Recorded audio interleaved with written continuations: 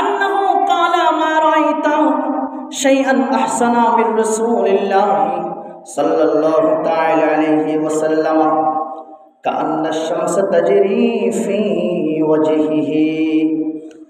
হযরত আবু হুরায়রা রাদিয়াল্লাহু তাআলা আনহু ইরশাদ করেন, ওগো দুনিয়াবাসী শোনো, আমার রাসূলের চেহারা মুবারক কেমন সুন্দর ছিল জানোনি?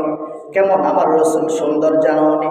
হযরত আবু হুরায়রা বললেন, ইয়া রাসূলুল্লাহ, ইয়া হাবিবাল্লাহ, আমি দুনিয়ায় অনেক জায়গায় গিয়েছি, অনেক কিছু দেখেছি, অনেক সুন্দর সুন্দর মানুষ দেখেছি, সুন্দর জিনিস দেখেছি।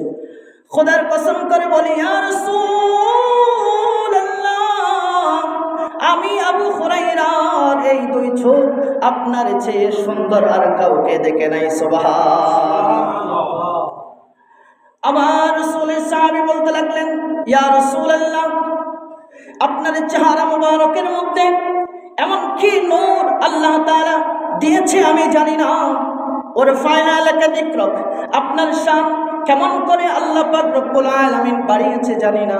কান্না শামসা ওয়াল কামারা ফি ওয়াজহিহি, আকাশের সূর্য পর্যন্ত আপনার চেহারা মুবারক দেখে চমকিয়া যায়। সুবহানাল্লাহ। আম্মা জান আয়েশা বলেন, ওয়ান আয়েশা রাদিয়াল্লাহু তাআলা আনহা আন্নাহা ক্বালাত কুনতু আখিতু ফিস সাহরি ফাসাকাতাত মিন্নি আল-ইবরা।